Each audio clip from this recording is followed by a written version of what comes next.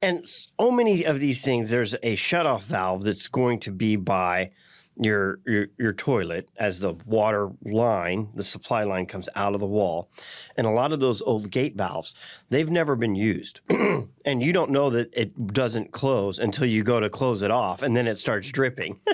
That is true. I've always used mine. So when I go to like give my toilet a good thorough cleaning, we're going to turn off the water to it and we're going to like get everything in there and clean it out and make sure that it can be turned off and flushed down and that it totally empties out so that you can get up in there and get the nitty gritty with the toothbrush, any brush that you're using, and then turn the water back on. So you should definitely be turning your water on and off to your toilet once in a while so that you know that in case of an emergency, it could turn off. So if it's never been turned off, yeah, you might not be able to turn it, and then you've got to get some tools. So turning it off by hand a couple times a year and giving that toilet a good thorough cleaning will be a gift to yourself.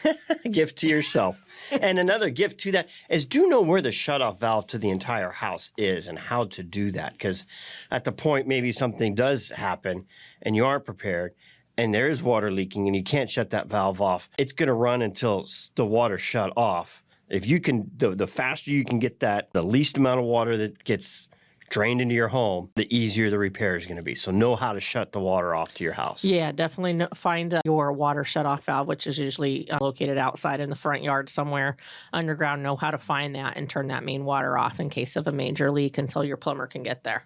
There'll be a key turn valve that's out in the meter box on the old school ones, but there should be a quarter angle stop where the water comes into the home as well. And that's where the landscape is usually teed off. There should be another usually one near a hose bib. But a lot of times, especially if it's somebody new to the home, because it's in the front, a lot of our landscape, we design plants to cover it so that it looks better with a plant there instead of all this exposed plumbing. Find where that is, and you may have to do a little pruning to be able to have fast access. Definitely do some pruning, or maybe consider setting up some box plants around it to make yourself have an access point behind the planter.